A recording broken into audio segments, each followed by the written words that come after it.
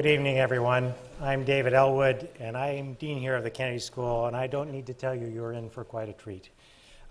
We are here to hear and to honor Aung San Suu Kyi, who is indeed one of the great, remarkable figures of our time. And also, my job is to simply introduce Drew Faust and to tell you a little bit about this lecture. So I want to first offer a few thanks to people that made this possible. Director Tom Bally, faculty member Tony Sach, and the Ash Center for Democratic Governance and Innovation. Also special thanks to the Institute of Politics and the President's Office, all of whom care so deeply. This is a Godkin lecture, and in 1903, Edwin L. Godkin, an American journalist, newspaper editor, and founder of The Nation, created this to provide a notable platform for addressing the essentials of free government and of the citizen. It's hard to imagine a more perfect fit to such a lecture. Previous lecturers have included Nelson Rockefeller, James Q. Wilson, Nan Cohane, Tom Schelling, Daniel Patrick Moynihan, and many others. It is the most prestigious of the school's endowed lecturers, and we are truly honored that Aung San Suu Kyi is here to deliver the 2012 lecture. It is my pleasure to introduce my boss and the president of Harvard University, Drew Faust, who will actually do the introduction.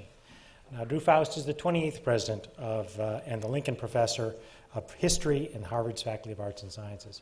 She is a woman that is truly someone who cares about the students and indeed also cares about the essentials of free government and the duties of a citizen. Much of her life has been devoted to the study of the history, particularly the Civil War era. Indeed, if you haven't seen the new PBS series based on her book, The Republic of Suffering, you must do it. But she has many, many other initiatives, heavily in the international context, but ways in which we can expand and extend our reach in so many different ways. I suspect you didn't come here to hear an introduction of her, and so I want to turn it over to her to give the introduction for the person we're really all here to enjoy. Thank you, Drew.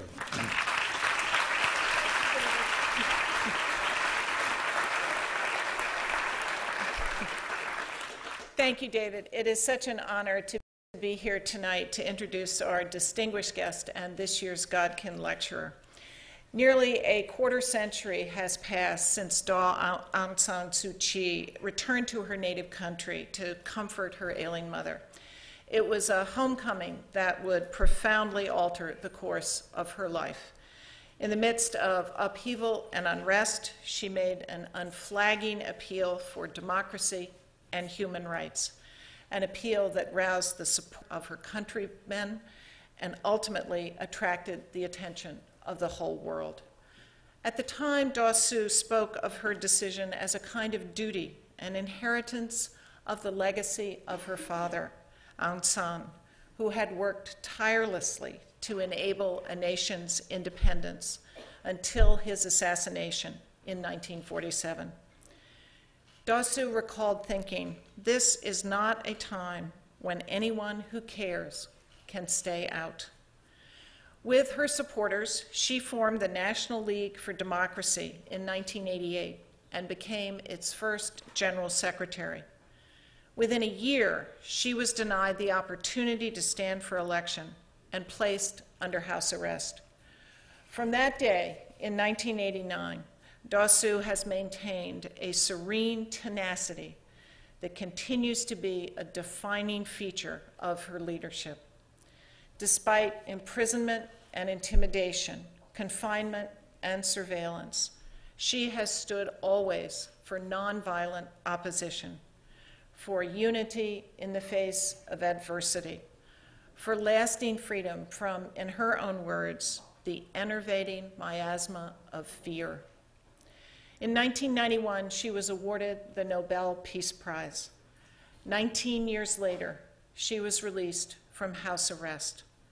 And in June of this year, she traveled to Oslo to deliver her long-awaited Nobel lecture.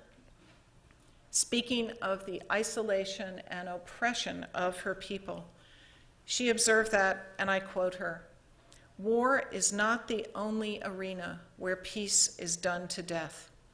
Wherever suffering is ignored, there will be the seeds of conflict. For suffering degrades and embitters and enrages. She called the acknowledgement of her work a recognition of the oneness of humanity, a recognition that she said opened up a door in her heart. It was less than a week later when I had the privilege of encountering Daw Suu at Oxford, where she had come to receive an honorary degree, one actually awarded almost a decade earlier. At the end of the conferral ceremony, she addressed the assembly, offering a moving testament to the purposes of higher education and to its enduring importance throughout her life. As a student at Oxford, Daw Suu gained, as she put it, a respect for the best of human civilization. And she said, a confidence in humankind, gifts that sustained her throughout her captivity. I am honored to welcome her tonight to another institution committed to revealing the potential of people to make meaning and to make sense of the world as they shape its future.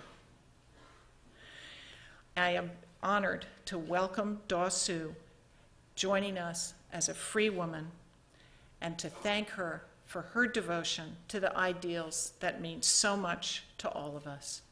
Please join me in welcoming Aung San Suu Kyi.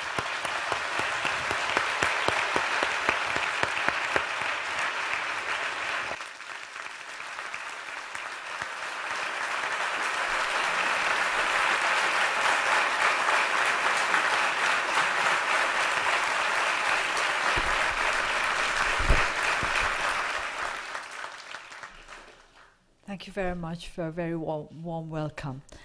I was so touched that I met your president at Oxford, and now I'm meeting her here on her own home ground.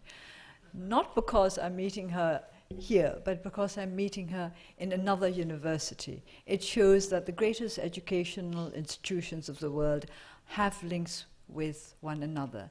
And these are the links that we would like extended to our country in due course of time. But this evening, I'm not going to talk about education. I would like to talk about how we have to prepare to be citizens of a free society. Burma lived under military dictatorship for half a century. The first military regime took over in 1962. And now that we are in 2012, that was 50 years back.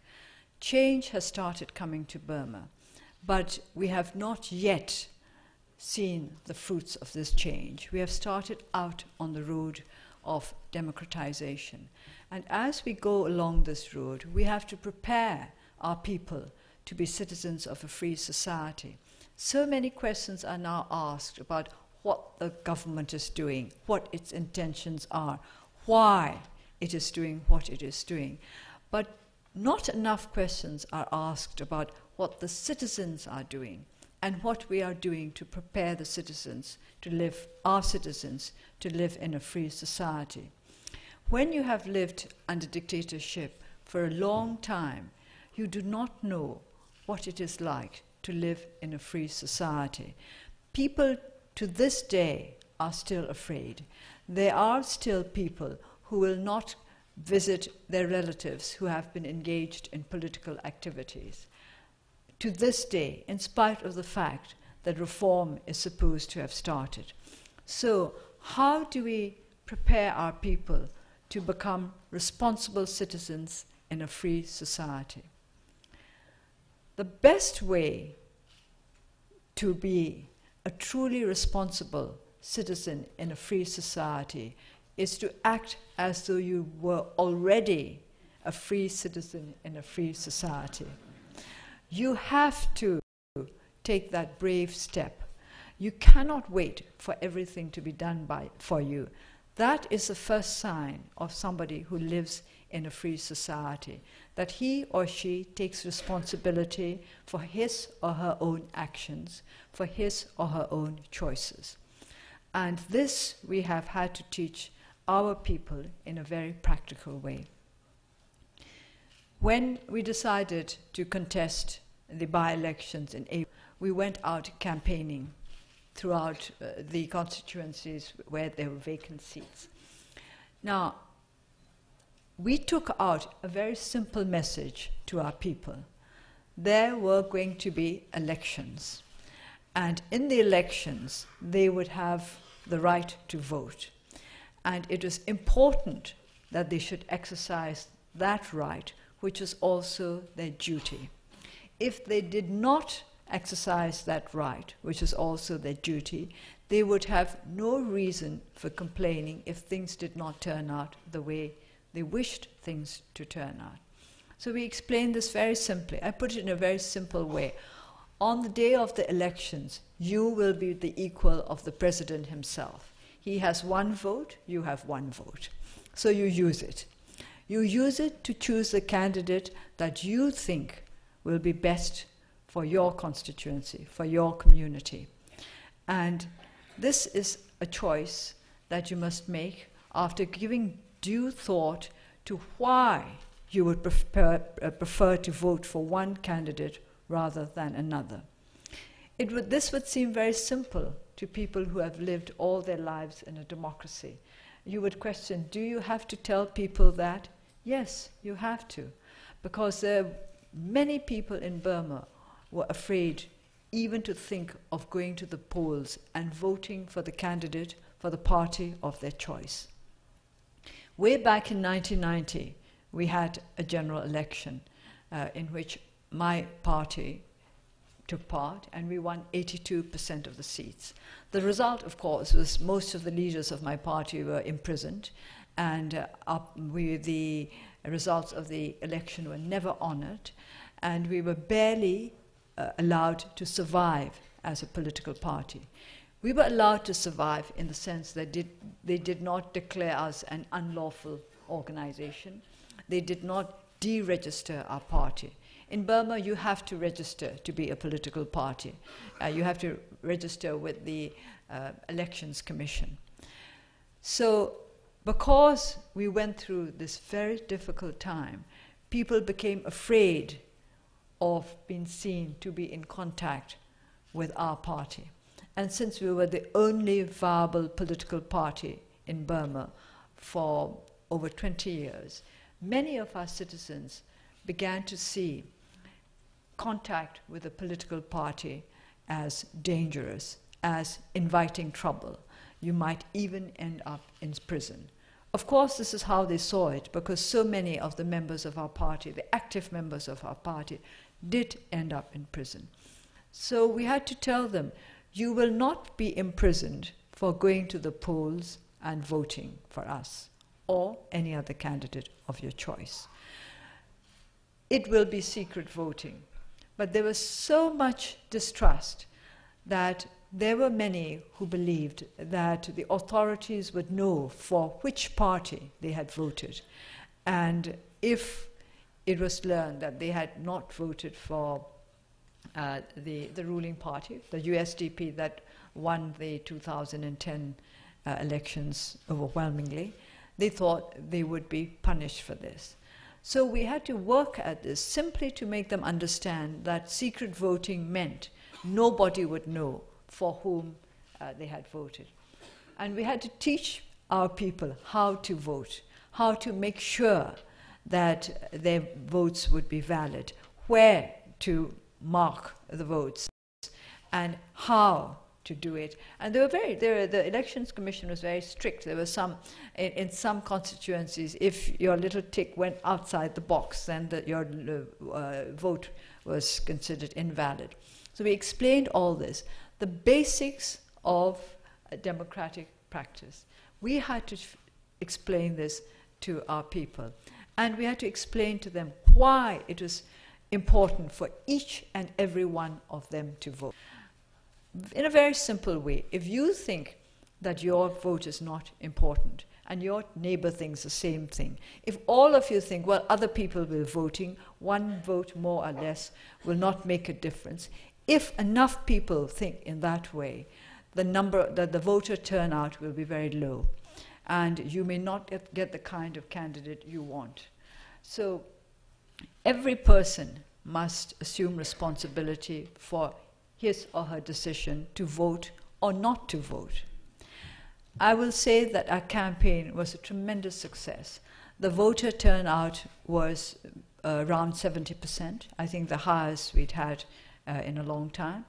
And there was an eagerness to take part in the electoral process. They understood that their votes were important.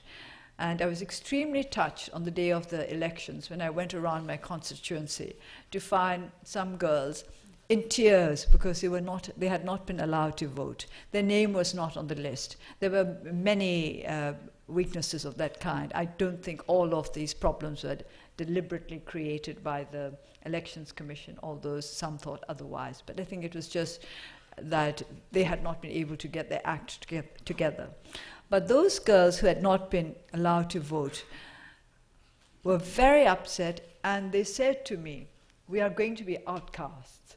Of course, I smiled and said, "You're not going to be outcasts." But I was very pleased that they took their duty as citizens so seriously. We had been able to teach them in a very short time. We were only allowed, how many weeks? 6 weeks?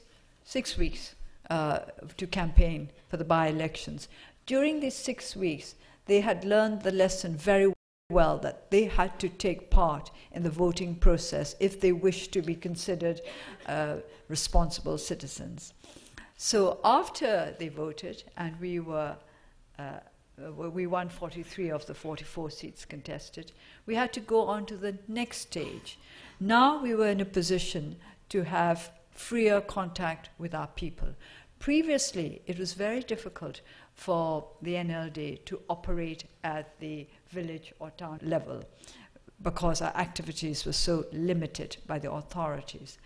Once we had won the elections, our next step was to make the people understand that they had the power to change their own community. We had to do this in very simple, practical ways. Burma is still a country which is largely rural. My constituency is in the Rangoon division, Rangoon, the old capital of Burma. You would expect that because it's in the Rangoon division, it would be an urban constituency, but it is not. It is made up of 2 wards and 127 villages. So it's predominantly a village community. How do we make these village communities who are underprivileged, who are poor, who have never had the opportunity to exercise their rights as free citizens, that they can be free citizens, they can make themselves free citizens?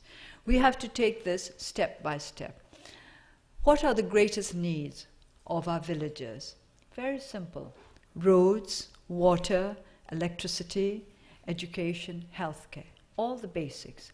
In my constituency, many of the roads are unusable during the monsoons, and this means that some of our children do not go to school for 5 months of the year because getting from their village to the village where the school is situated is too difficult. And water. In many villages, we still do not have sufficient potable water, and especially our young women and girls spend hours trying to get to where there is water available. So we started off with simple projects such as the digging of wells. Well, of course, things like that take money, and we're not a rich party. So we could only start on small projects. But each project that we started, we wanted to make it the kind of project that would teach our people to be citizens in a free society, taking responsibility for their own community. So we laid down a very simple set of rules for the digging of a well. If a village, if a community wanted a well dug for them, they have to abide by certain ground rules. First of all, of course, they have to choose a place which was accessible to all. It should not be private property, because we do not want the well to become the private property of somebody in whose garden, for example, it was dug. Secondly, it had to be in a place where the greatest number of villagers could have access. If it were, say, to the north of the village, then everybody in the south would find difficulty getting there. So it would have to be in a central position. Thirdly, of course, there had to be potable water. And fourthly, and for us that was most important, the villagers had to be prepared to form a committee to take care of the maintenance of the well. And they must take responsibility for the maintenance of the well that is dug for them. Unless they were prepared to meet all these requirements, we would not dig wells. It's so simple that it would be a surprise to all of you who simply turn on the faucet if you want water. But it makes a difference. It made our villagers realize that they have to be involved in communal life, in the life of the community, that as free citizens, they must take care of their own community. Similarly, with other projects that we start up, we make our people participate in the program, and we make them take responsibility for seeing this program through to the end. So we make them behave as though, in a small way, as though they were a government, or the government of that well. And if they are the government of that well, they have to talk to one another, they have to discuss problems related to the well with one another, and they have to reach consensus on what they would do if, for example, the wall of the well had fallen down. Who is going to be responsible for taking care of it? How are they going to find the money? And how should it be done in the best and quickest way possible? So small responsibilities. This is how we create, or we are trying to create, create a free society by preparing our citizens to be citizens in a free society. It's amazing what a small amount of responsibility can do for the self-confidence of our people who have never been treated as responsible, capable adults. Citizens in an authoritarian state are treated like immature children.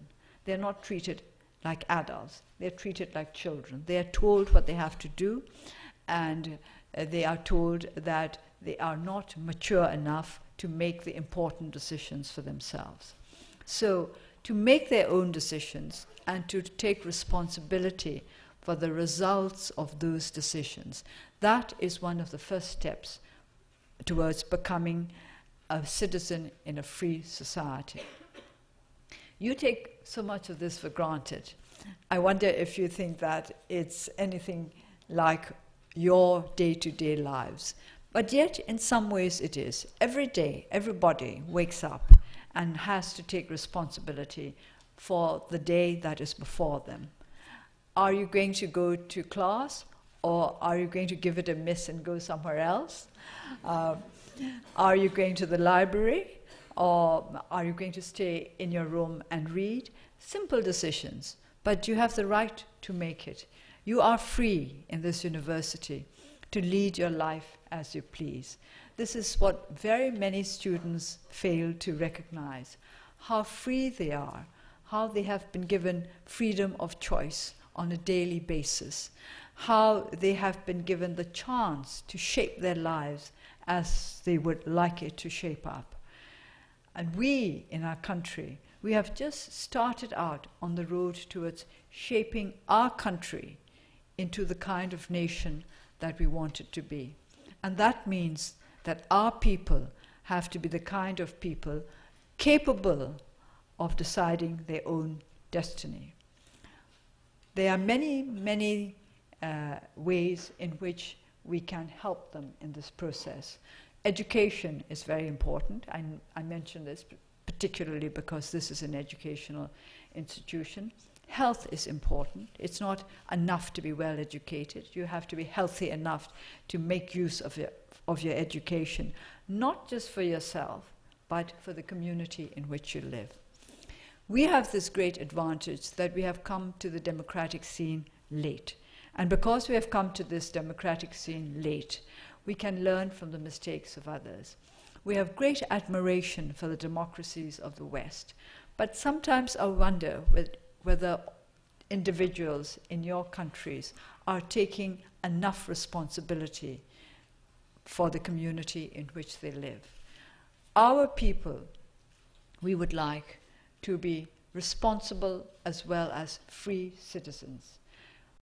In fact, if you are not ready to assume your responsibilities, you cannot really be said to be free, because you will not make sure that your choices are your own, and you will not make sure that you have the ability to face the consequences of your choice. Freedom and responsibility are different sides of the same coin. Those who do not accept the responsibility, those who always put the blame of what happens to them on others, are truly not free, because they have abdicated their own sense of responsibility. We want to start out by creating a responsible society where our people can say, we are free to make our own choices in life, and we have the courage to face the consequences of those choices. Democracy is going to be a tough choice. It's not easy to achieve it, it's not easy to sustain it, but I believe that our people have the ability to cope with it. And if you have any ideas, if you have any ways in which you can help us to be a freer, more responsible people, please let me know. Thank you.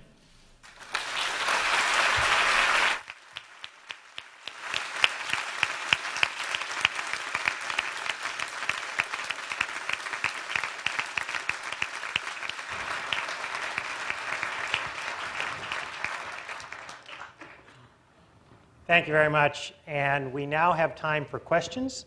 There are microphones located in 4 locations. One is right here, one here, one here, and right here. And I would just like to remind all of you what constitutes a good Kennedy School question, a responsible and free Kennedy School question. It is, first, that you identify yourself. Second, that it is short and contains but one thought. And third, that it ends with a question mark. And with that, let me start right here. Thank you. My name is Sita Gofard. I'm a sophomore at the college. And first of all, I just want to thank you for your activism. Thank you for choosing to speak here. It's a great honor for me to hear my personal hero speak at the Kennedy School. I just want to ask you, during the period of time in which you were imprisoned in your home, the greater part of 2 decades, I'm sure it was easy to lose confidence and lose faith in all the action that you were taking. I'd like to ask you, how were you able mentally to stay strong and to continue your very valiant effort? And how, I guess, what advice do you have for us faced in those type of difficult situations for us to continue persevering on a mission like that? You talk about whether or not I ever lost confidence in myself and in my choice. Well, I think you're more likely to lose confidence in yourself if you concentrate too much on yourself. I think you have to focus on others. When I was under house arrest, the most important thing for me was to find out what was happening to my colleagues outside, that is to say, who were separated from me. Many of them were in prison, many of them were not in prison. I worried for those who were in prison as well as for those who were not in prison, because there's always a possibility that they would have to go there too. So if you want to keep up your strength when you're working towards something, I think you have to learn not to think of yourself as the center of the world. You are just one working towards a goal with others. And if you keep that in mind, you don't lose confidence in yourself, because it is required of you to keep strong for the sake of others. We need to adjust your microphone for just a moment here. It's here. Thank you. Sorry. Right up here. Hello, my name is Happy Yang, and I'm here. Hi. Oh, okay.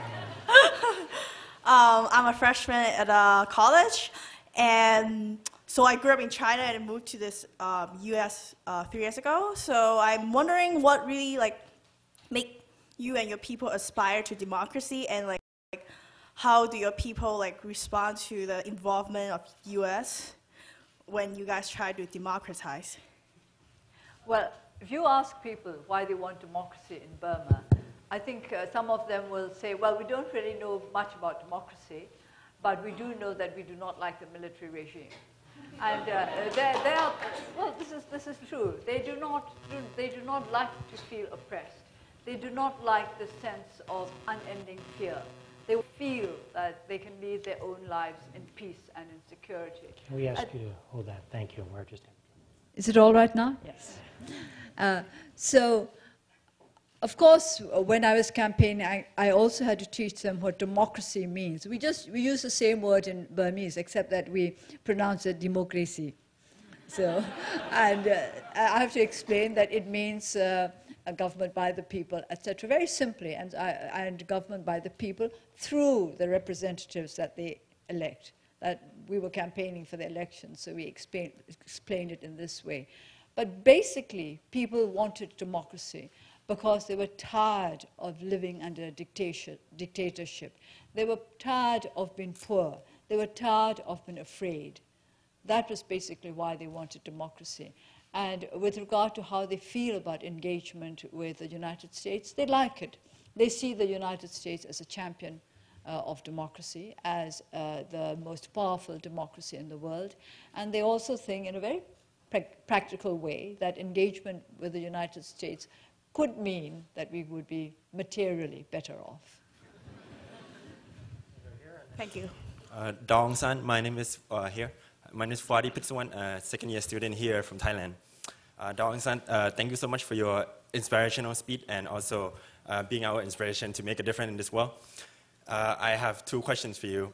One, you have been quite reluctant to speak out against the human rights violations in the Rakhine state against the Rohingya. And could you explain why you have been so reluctant? And has the government and the NLD, your support base, have they been part of this reluctancy for you to speak out? And how would you respond? One question. Oh, okay. I have said that I condemn human rights everywhere. And you must not forget that there have been human rights violations on both sides of the communal divide. So it's not a matter of condemning one community or the other. I condemn all human rights violations. And also, I'm sure you're aware of the fact that the government has appointed a commission to look into the situation in the Rakhine state. And in my opinion, this commission must be given every chance to make a success of their task with which they have been entrusted. I think there are too many people try to make political capital out of the situation by speaking up for one side or the other. And I do not intend to do that. And I have said quite openly that if people want to criticize me for not taking sides, I'm ready to accept that criticism.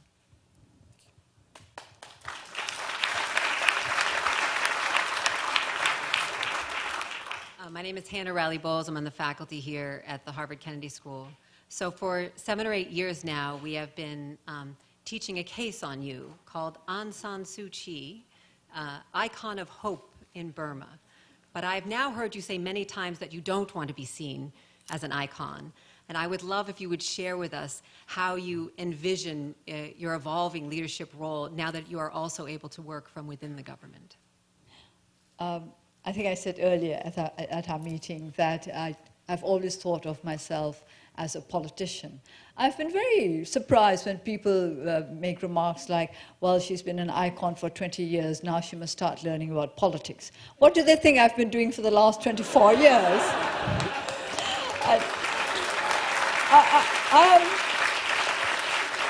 I am simply carrying on with the political work I started in 1988. I was one of the founding members of the National League for Democracy, which is a political party. And that's politics. So, and I don't like to be referred to as an icon, but because from my point of view, the icons do nothing except sit there or be there. And I have to work very hard. Even during the days when I was under house arrest, I had to work very hard to lead a disciplined life. every day meant hard work, and I kept myself going through hard work because I wanted to be prepared for the time when I would be freed. And I was ready to do that. The day that I'm free, I have to plunge straight back to work, and I have to be fit to do that. So I would like you to think of me as a worker. I put a lot of emphasis on hard work. I keep saying to our people, you want something, you work for it. We have according to the Buddhist teachings, there are 4 requirements for success. First, there is the desire. And then second, there is the perseverance. Thirdly, the right attitude of mind. And fourthly, wisdom. With these 4, you can succeed in anything you do. So I explain to our people, do you want democracy? That's desire. You want democracy. All right, you've got to work for it. You've got to persevere. And then thirdly, you've got to have the right attitude of mind. If you're going to be put off because it's too difficult or because you're frightened, then you're not going to get there. And fourthly, you have to acquire the right kind of wisdom. You have to understand how to go about the politics of democracy. So please look upon me as a hard worker.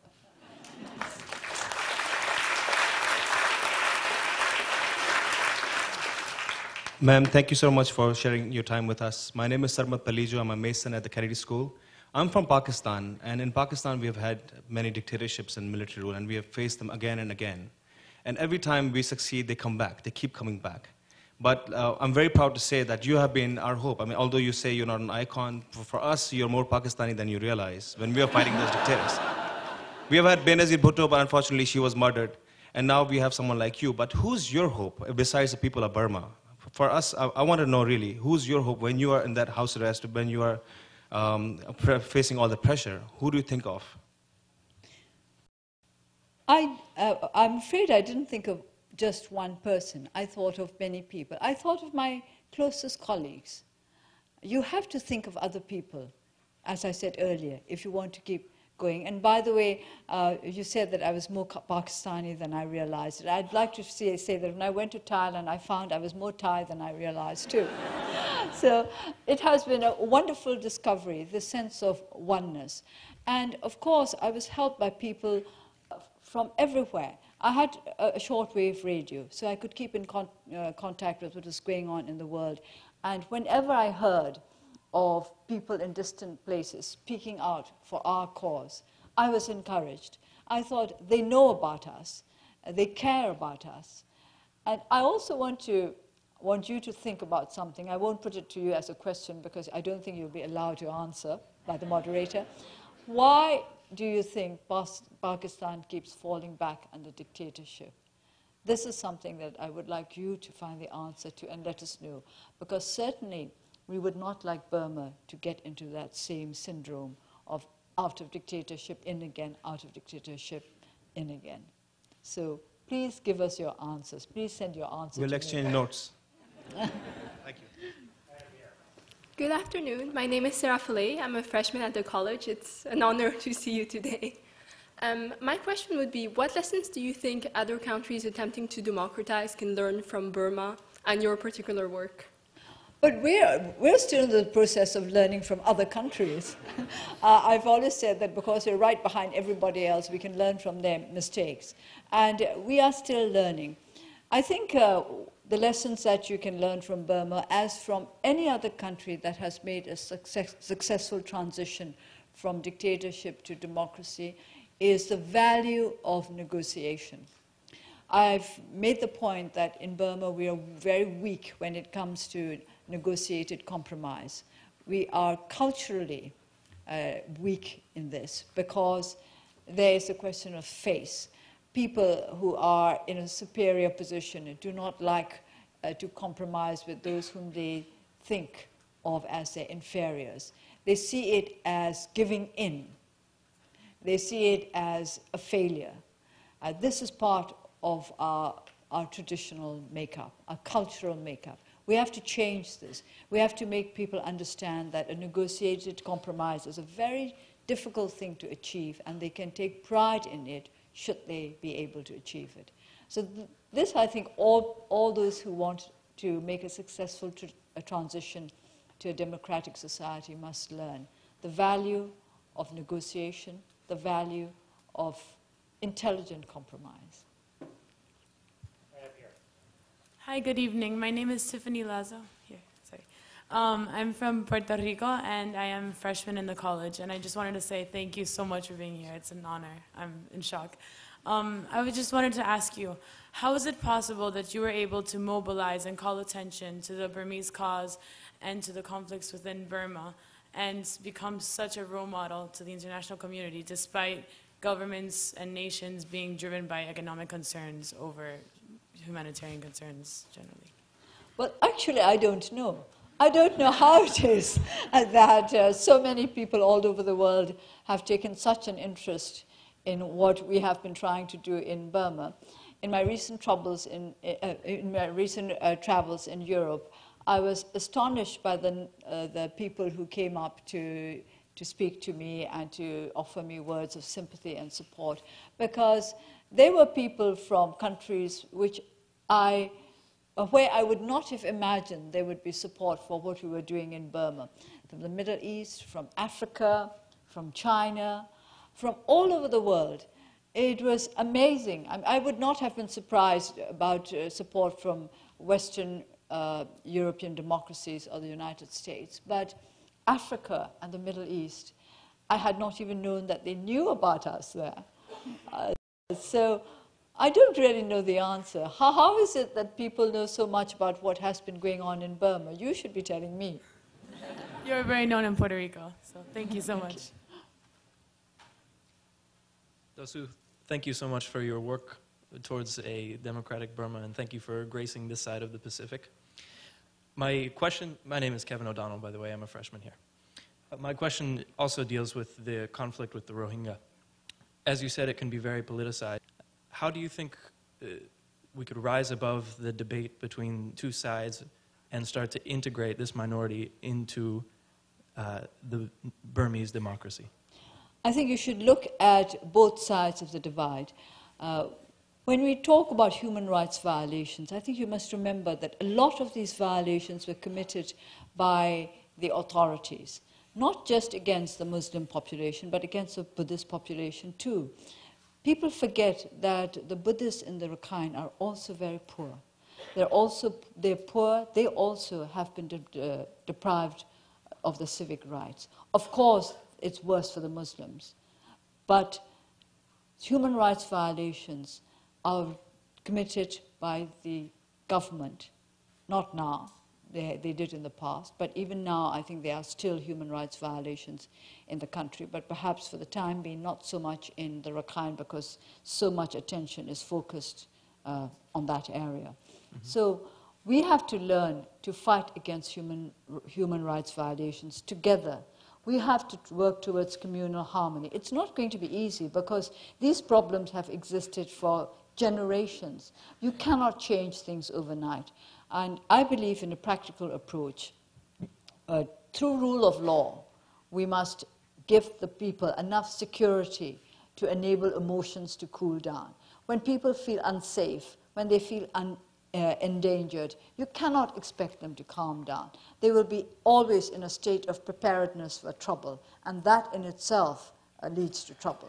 So we will have to first take practical measures to bring security and tranquility to the region. And then we will have to work consistently towards building bridges between the two communities. I have not visited that area where the troubles took place, but I have made many friends from that area, both Buddhists and Muslims. When we were going around the country in 2001, we often came across long-distance drivers who were Muslims from that area. And we had received such friendship and support from them and heard so much about their troubles that we have tremendous sympathy. But by expressing too much sympathy for one community, the other might feel that we do not recognize theirs. And we have to give equal recognition to the sufferings of the people on both sides of the divide. So please keep on working towards harmony, towards mutual understanding rather than towards fanning the flames of anger and resentment. Thank you. Good evening. My name is Sushma Raman, and I'm in the mid-career program at the Kennedy School. You spoke extensively about the role of individuals to promote citizenship and participation. And I'm wondering if you can talk a little bit about the role of institutions, given the failure and atrophy of both state and non-state actors over the past few decades. What do you see as the role of civil society and of democratic institutions in engaging citizens and creating a more participatory democracy? If we talk about the grand institutions of democracy, that is to say the basic ones, the executive, the legislature, and the judiciary, I'm very concerned about the lack of a strong independent judiciary in Burma. And that would be necessary if democracy is to take on firm foundations. Without a judiciary that is independent and clean, we are not really going to be able to establish a truly democratic society.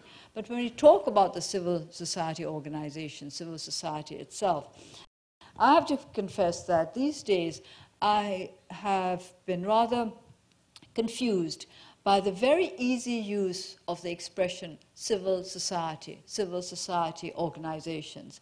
I do not quite know what some people mean by these expressions. I think we need to define them more precisely because they are the non-governmental organizations, the NGOs. How do we differentiate an NGO from a CSO? And when we say that we want to work to strengthen civil society, what exactly do we mean? I have talked about individuals, but I have talked about individuals as part of a community.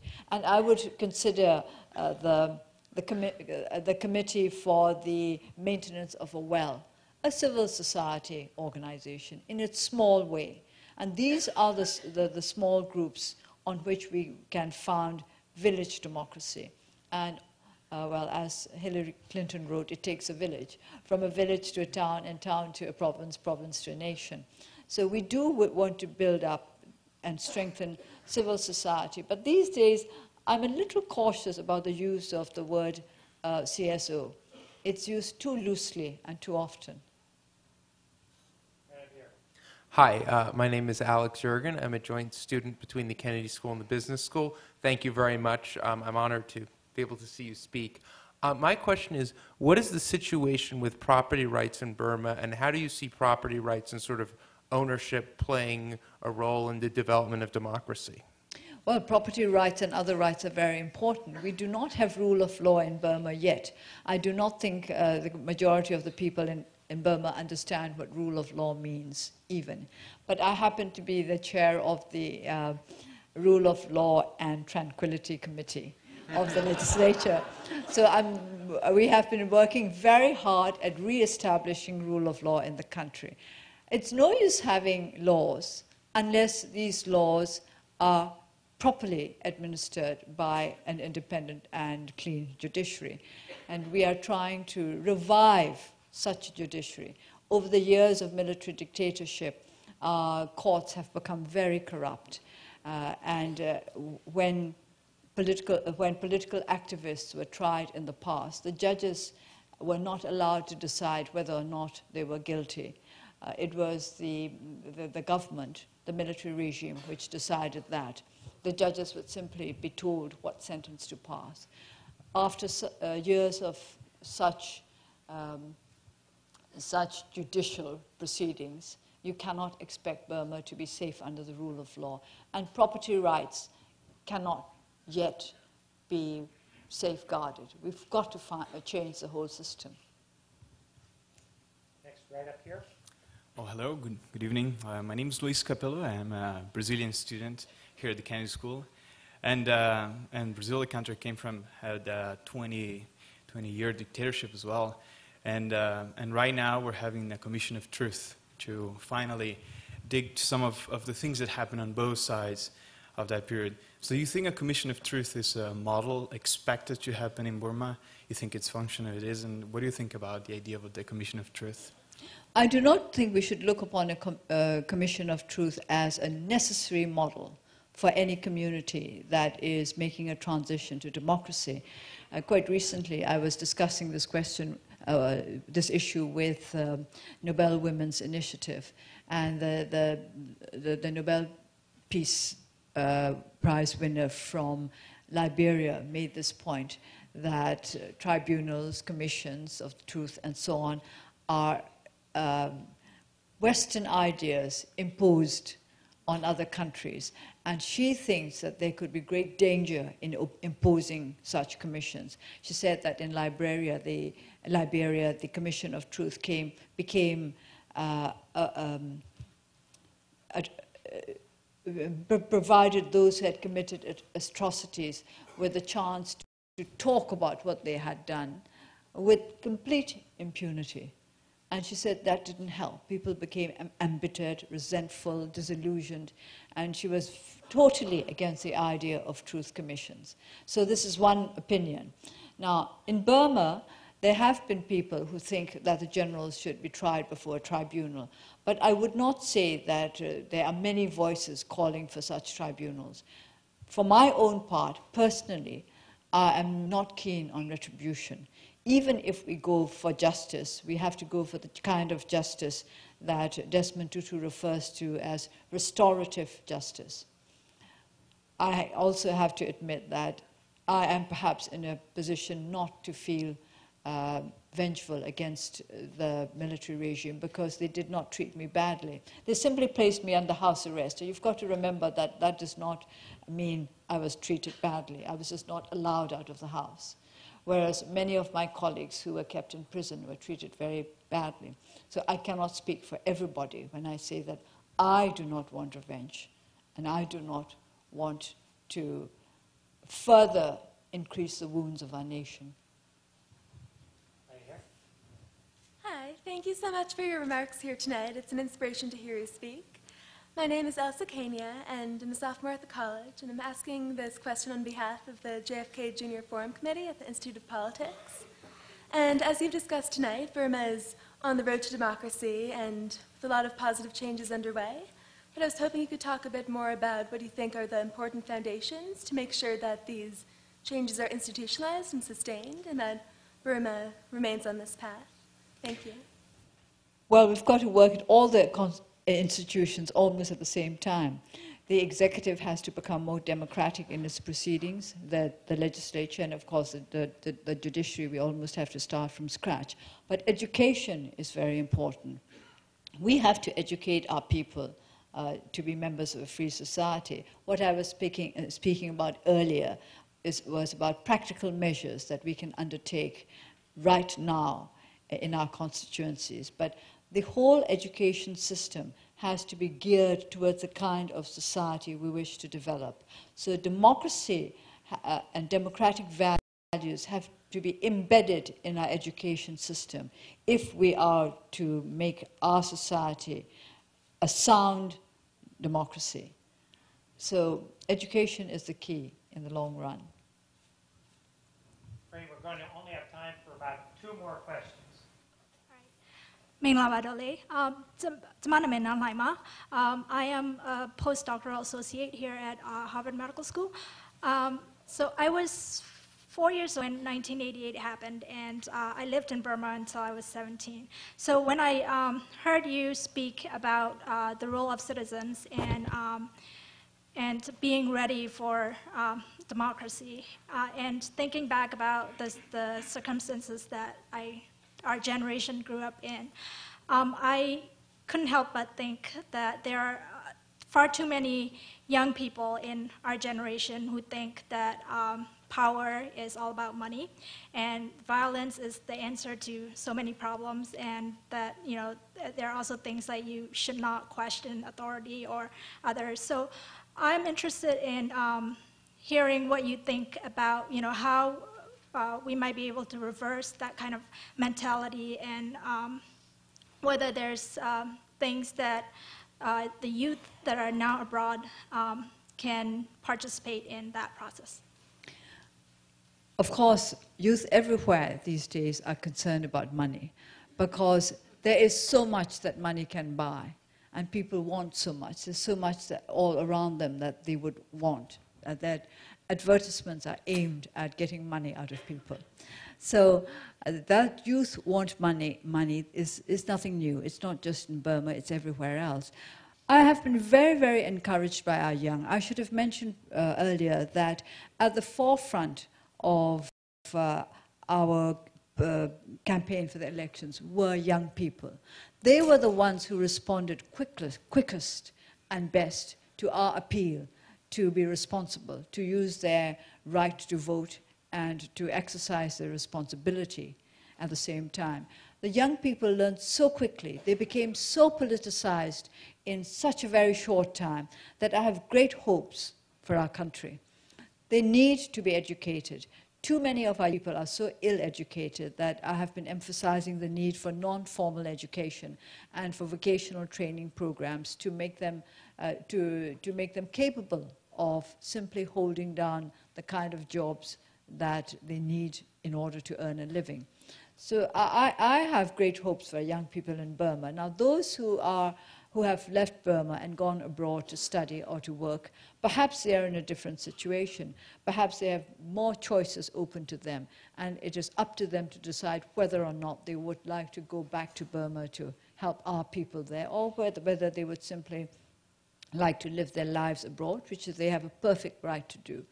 But I don't think I would like to say that our young people in Burma are selfish and care only about money. We've come across many who are not like that and who are prepared to take on the responsibilities that we're prepared to give them.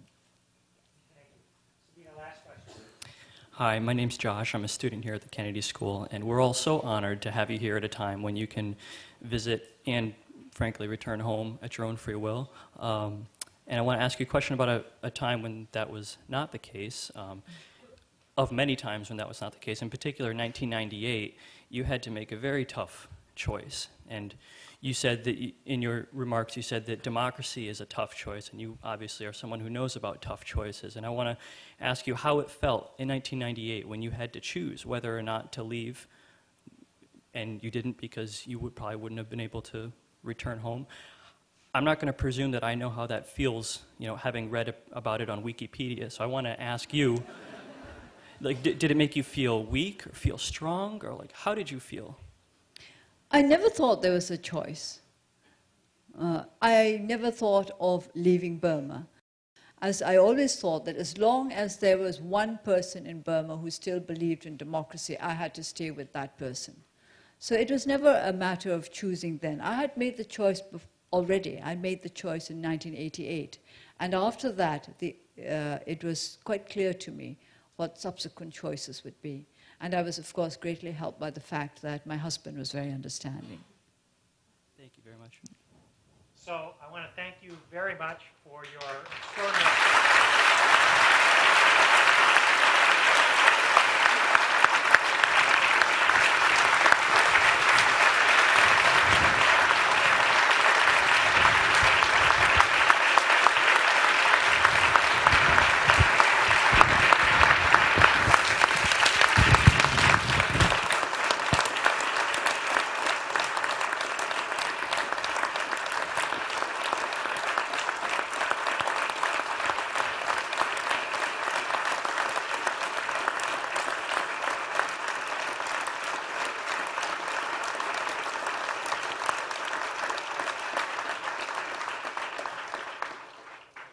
may not be an icon in your own words, but you certainly are an inspiration. So thank you very much for your hard work. Thank you.